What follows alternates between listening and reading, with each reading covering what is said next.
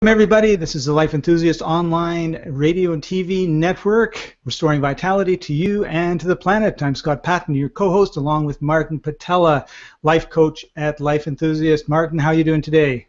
I'm doing better than I've done yesterday, and that's a good thing. That is a good thing. So what we're going to do today is we're going to bring on a very, very special guest. He's a licensed medical doctor. He started in 1989. He's been a board-certified family physician for more than 20 years.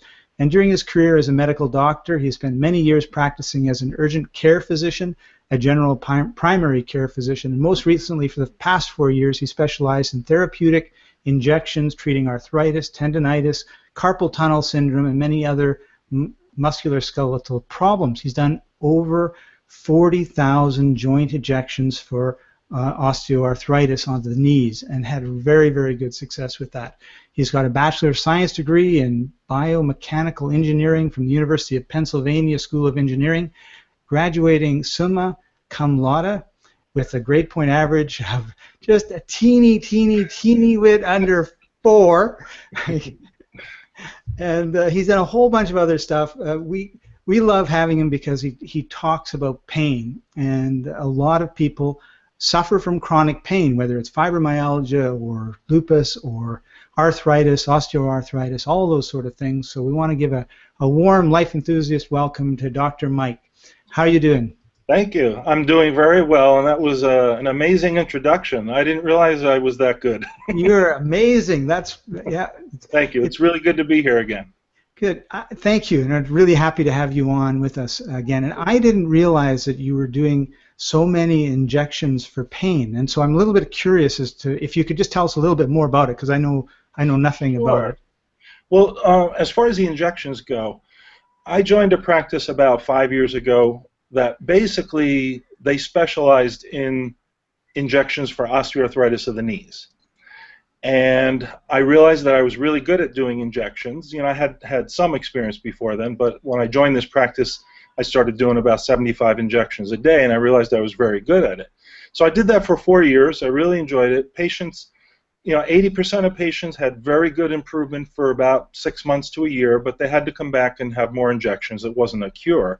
But I did mostly joint injections, but a lot of things, carpal tunnel injections, tendon injections, and I found it very satisfying. I eventually left that practice because the way they were running it, they wanted me to see more and more patients every day. The last 6 months I was there, I was seeing about 70 to 80 patients a day and doing 150 injections a day. Wow. And no matter what I said, they didn't want to cut back. So I finally said, you know what, I've done this for 4 years, I think I've had enough. And plus, that was the same time that I was finishing getting certified with Zero Pain Now training, and decided to transition into that. Amazing, cool.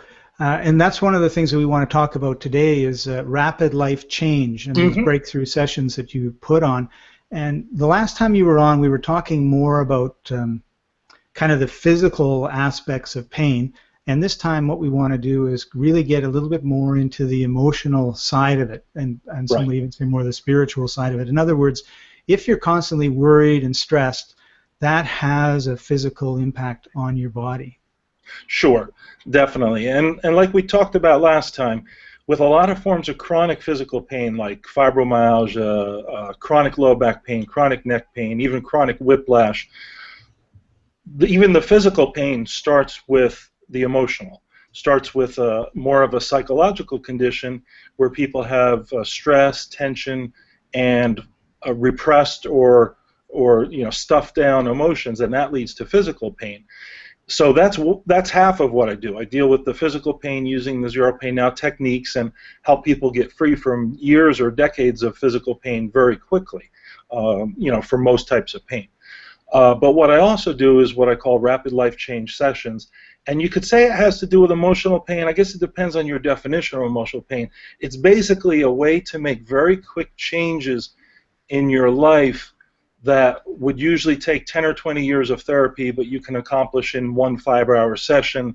Things like getting over smoking cigarettes, or losing weight once and for all, or getting over a terrible claustrophobia. So emotional stuff, but leaning more towards making changes in your life. that's the focus of it. Well, we have a large group of people who are suffering from fibromyalgia, I think over 16,000 people now. And one of the things that we rarely get a chance to talk to them about or mention to them or have a discussion about is the idea that that the stress and the lifestyle that they're living is contributing to the pain that they're getting through their fibromyalgia. Sure. Yeah, that's true. That's true of anyone with chronic pain, and probably even more so of people with fibromyalgia, because they're not just dealing with the pain, but they're dealing with the fatigue and the fibro fog, the trouble concentrating, all that. So there's a lot going on. And also, this is not true of everyone with fibromyalgia, but a lot of people with fibromyalgia have a history of abuse of some sort.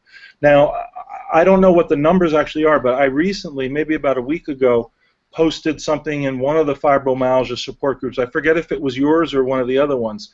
And it turned out that something like 50 people responded, yes, I also suffered childhood abuse, or I suffered early adult emotional abuse or physical abuse or sexual abuse. So a lot of people with chronic pain have suffered abuse, and it seems to be even more prevalent amongst people with severe fibromyalgia. I don't know the numbers, but that's just my impression so far.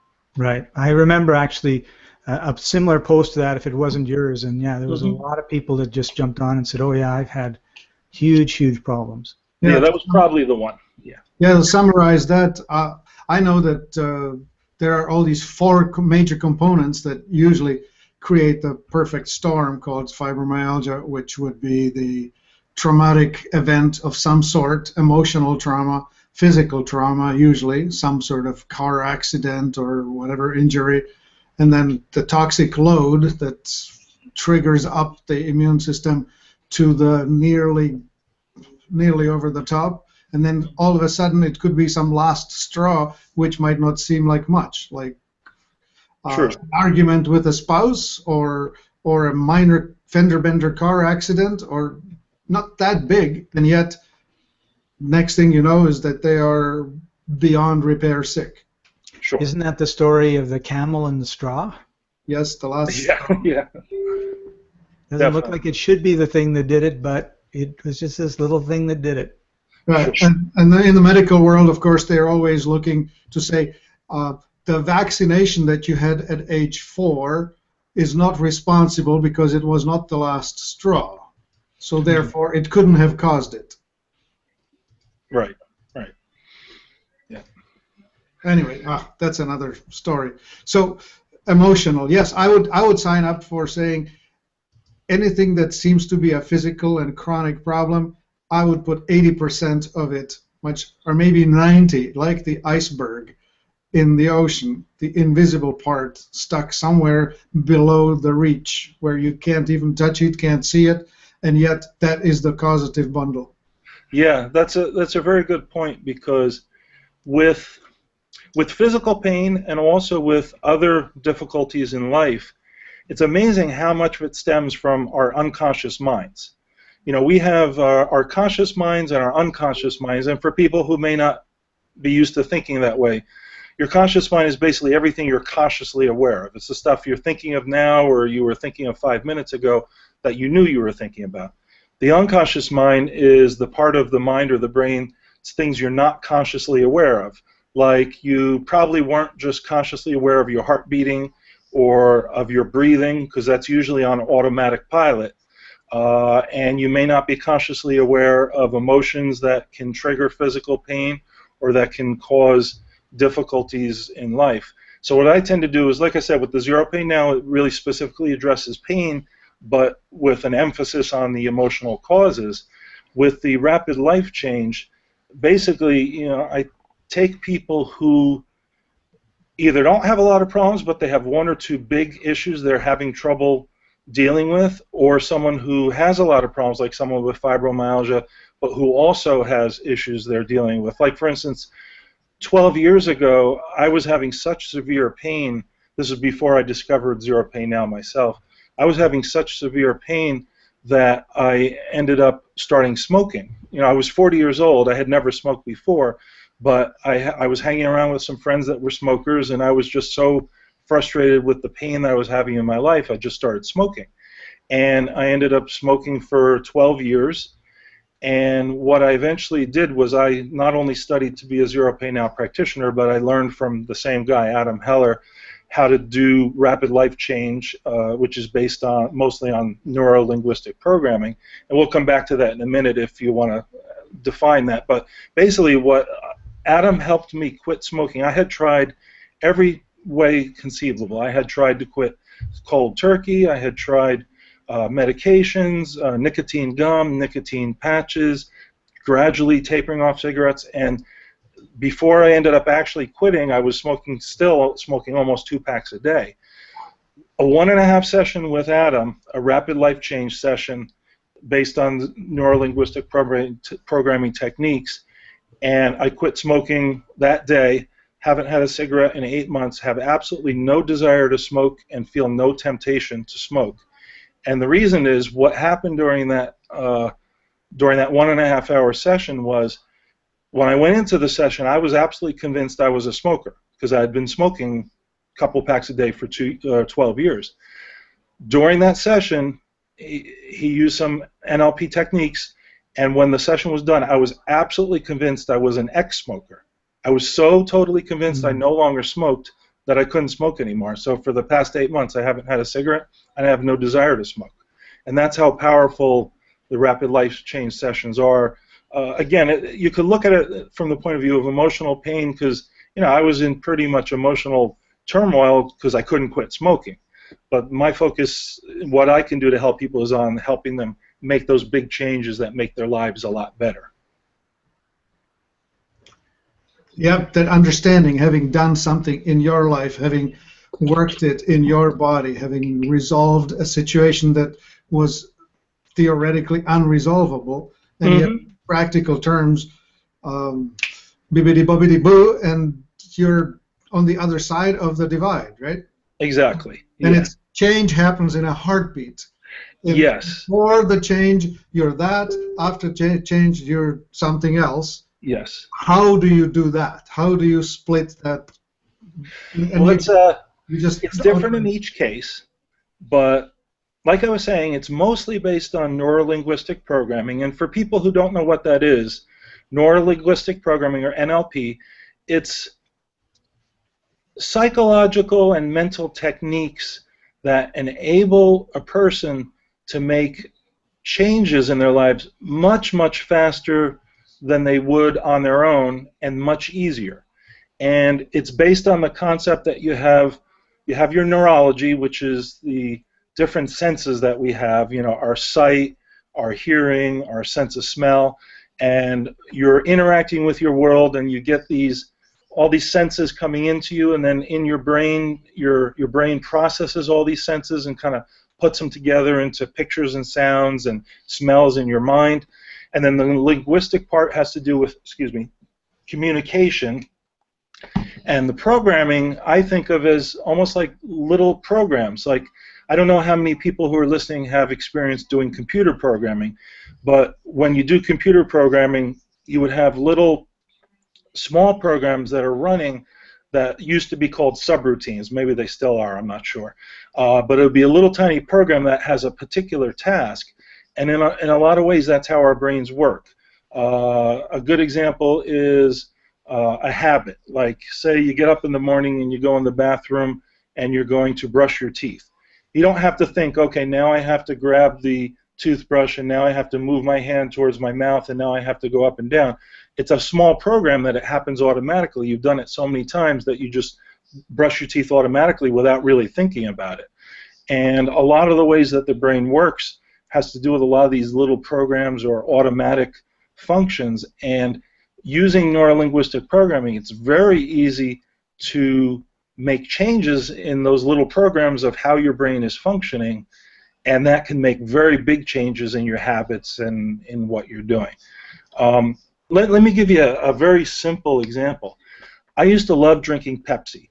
I never really liked Coke as much. I always preferred Pepsi.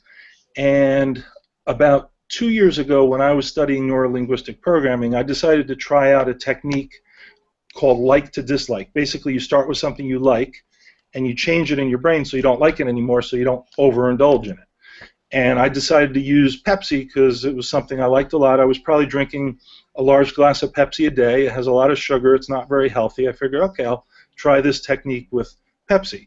So what I did was I got a picture in my mind of whatever came to my mind when I think of drinking Pepsi. So it was probably like me sitting at a restaurant holding a glass of Pepsi and drinking it. And then I kind of analyzed that picture in terms of, okay, was the picture a black and white picture or a color picture? Or was it a big picture or a little picture? Or was it straight in front of me or was it kind of off to the side? There's about 15 different characteristics of a picture. Was it a still picture or was it like a moving picture? So I got a picture in my mind when I think about drinking Pepsi. And then I thought of something that's similar that I dislike, which was, for me, I used Dr. Pepper. I hate Dr. Pepper. I can't stand it. So I got a picture in my mind of me drinking Dr. Pepper, and that gave me a picture with different characteristics, black versus color, black and white versus color, or maybe the picture was smaller. I don't remember exactly. It may have been smaller as opposed to a bigger picture. And basically, once I figured out how that second picture looked, I changed in my mind, I changed the Pepsi picture so it would have the characteristics of the Dr. Pepper picture. And I just kind of sealed that in by getting a good picture of that and then almost like mentally just taking a snapshot of it. And what ended up happening is when I was done, immediately when I thought of Pepsi, my reaction was as if I were thinking of Dr. Pepper, and it was like, oh, yuck, I hate that. And now when I think about drinking Pepsi, it's very unappealing. I'll drink Pepsi now maybe once every 6 months instead of every day. So I still can drink it. If I drink it, it still tastes good. But in my mind, I've changed that little program that was my liking Pepsi program, and I changed it in subtle ways just to make it a disliking Pepsi program. And now I hardly ever drink Pepsi anymore. And that's just one example of how well it can work. So this would work really good with people that have deep-seated cravings. Yeah, deep-seated cravings. There's a lot of different neurolinguistic processes. Some work for cravings, some work very well for nervous habits like nail biting. There's a very quick technique that works really well to stop people from feeling the need to bite their nails. There's people have these beliefs that can be limiting beliefs that don't help them in life, like maybe a belief that they're unlovable or a belief that they're not as good as other people. There's techniques that very quickly help you change from a negative belief to a positive belief, and just like that, all of a sudden you're thinking so much more positively about yourself.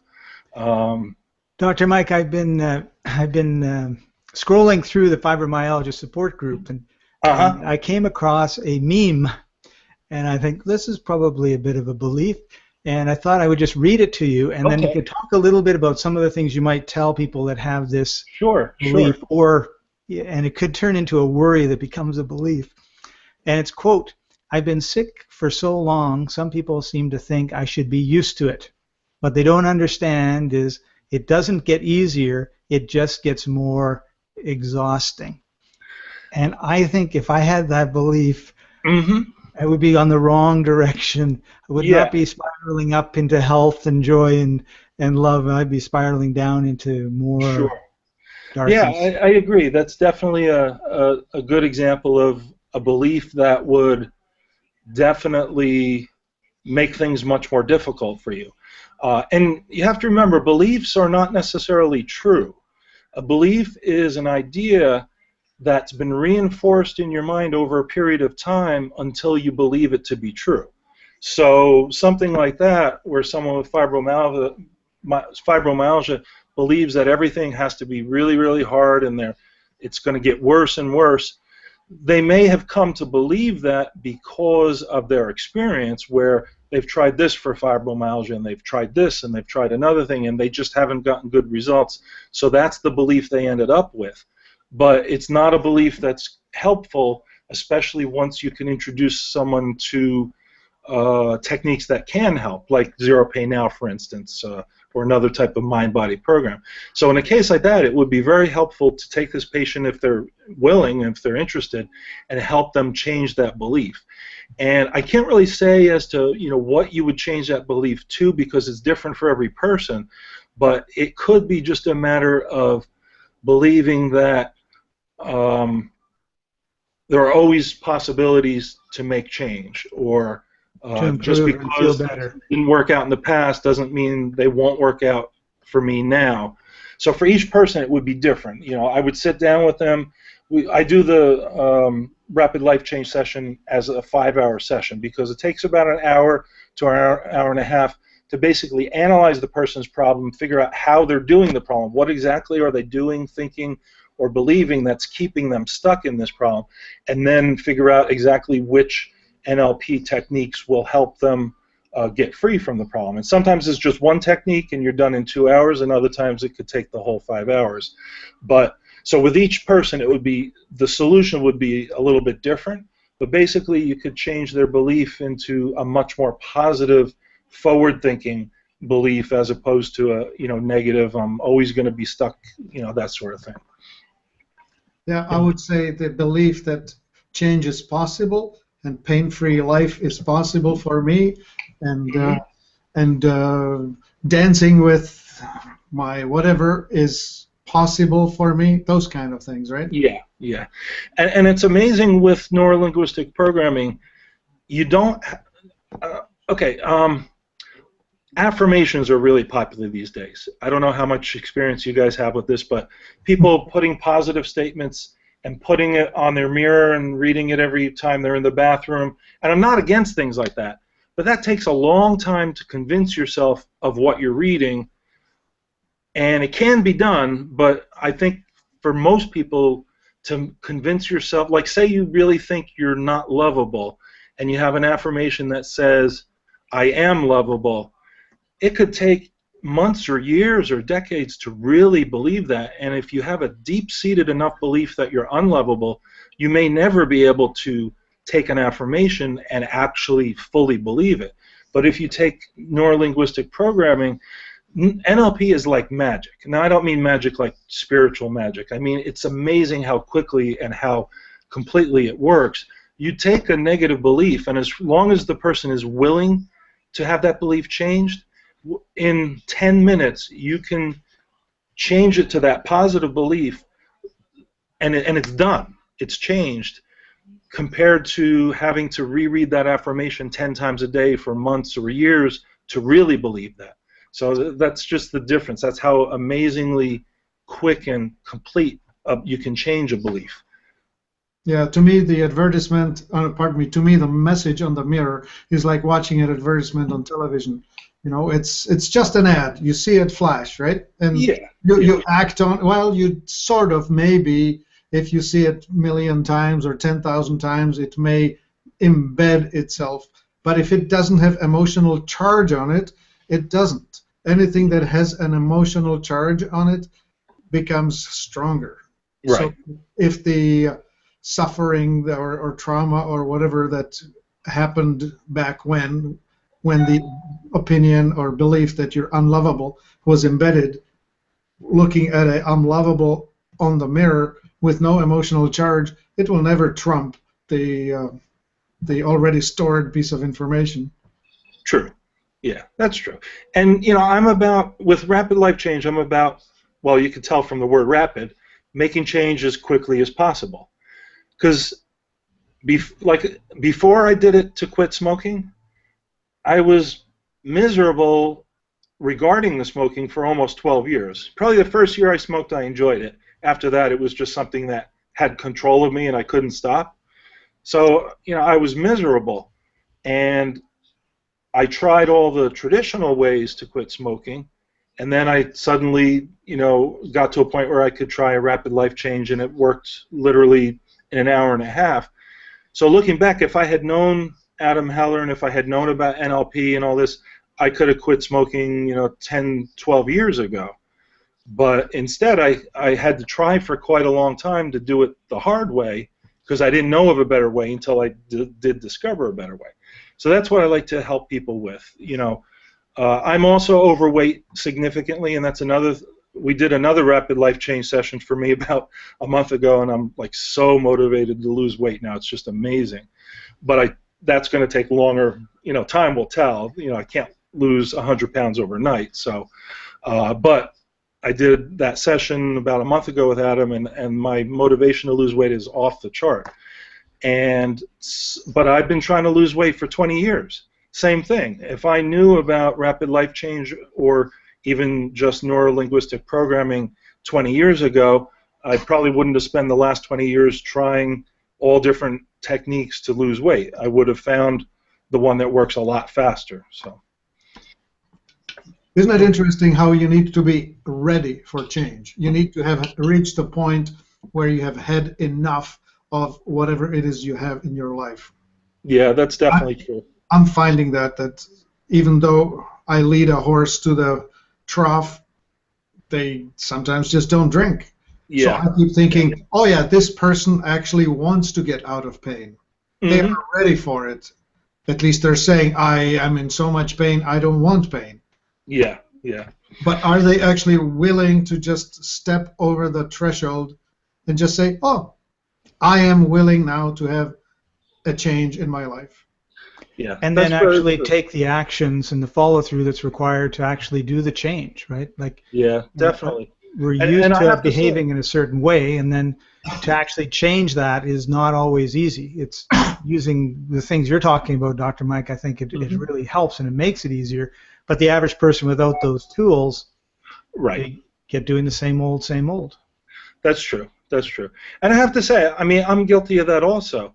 One example is, I had my own struggle with chronic pain for a long time before I discovered Zero Pain Now. And then when I run through the program, my pain got like 98% better within a month, and it was doing like great. Every once in a while, I'll get a stiff neck. I know it's from diversion pain syndrome. I know how to make it go away. But what happened was, a few weeks ago, I got a very mild stiff neck. And I know what to do. I know the techniques to use to make it go away, but it was very mild. I was busy doing all sorts of other things, and I kept saying, I'll do this tomorrow. I'll do this tomorrow. And after about 3 weeks, I woke up one day and the stiff neck was significantly worse. I said, okay, now I'm doing it. And now the neck pain is almost gone. But for a while, I wasn't quite ready myself. I guess I kind of felt like I needed to put my energy into other things, and it was bothering me, but it wasn't bothering me that much. It wasn't until it started to bother me more that I was like, okay, let's get in gear and just take care of this. So, we all kind of do that to a certain extent, I guess. Well, that's true.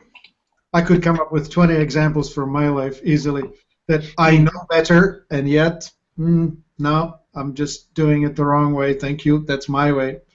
True. I don't know what direction you wanted to go from here, but should I mention a few other types of situations that the rapid life change can help? That would be good, because we're coming to the end of our time, so it would be great to share those and a couple stories. I'll just mention a few of the big ones. I already mentioned the negative beliefs about yourself, changing that to a positive, productive belief. Phobias, claustrophobia, fear of spiders, fear of flying works great for that. Let's see, what else? Compulsions, like I said, nail biting, or some people like scratching their skin or things like that. Basically, any kind of habit. Oh, it works very well for addictions. Alcohol addiction, narcotic addictions. Now, for that, the process a little more complicated. It takes a little more work, because addictions are very complicated and complex, but rapid life change can help people get a really, really big boost in terms of overcoming almost any kind of addiction. I'm trying to think if there's any. There's other ones, but I'm just not thinking. I'm off the top. I have a question, which is, we have people who are reacting to foods, right? Like they for instance, have some kind of a allergic reaction to let's name something. Peanuts, No, gluten. no, not that. Even I'm thinking if I eat almonds or nuts or whatever, I will have a bad reaction, right? I mean, big group, tree nuts.